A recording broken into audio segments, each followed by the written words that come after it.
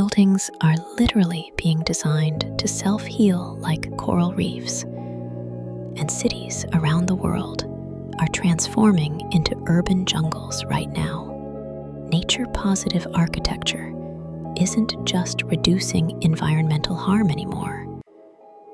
It's actively restoring biodiversity and creating brand new habitats.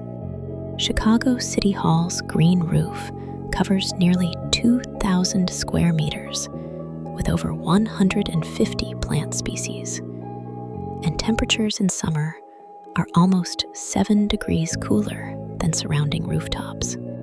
Utrecht, in the Netherlands, created 120 kilometers of wildflower verges, stitching together fragmented habitats for bees and butterflies.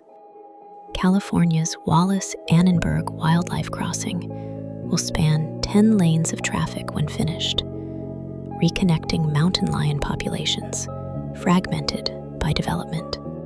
Hempcrete buildings made from hemp, lime, and water can absorb twice as much carbon dioxide as forests. One UK home achieved minus 278 kilograms of carbon dioxide per square meter in upfront embodied carbon, meaning it literally removed more carbon than it produced during construction.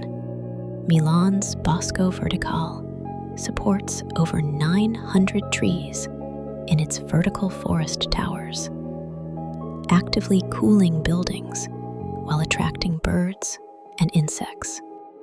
These aren't sci-fi fantasies anymore. They're real structures, proving buildings can behave like ecosystems, sequestering carbon, purifying air, and creating wildlife habitat, all